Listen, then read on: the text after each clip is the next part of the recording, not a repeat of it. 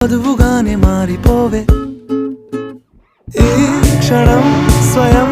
వరం ఇవాళ సంబరం ఈ క్షణం స్వయం వరం ఇవాళ సంవరం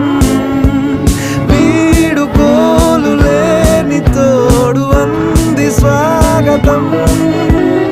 ఈ క్షణం స్వయం వరం ఇవాళ సంబరం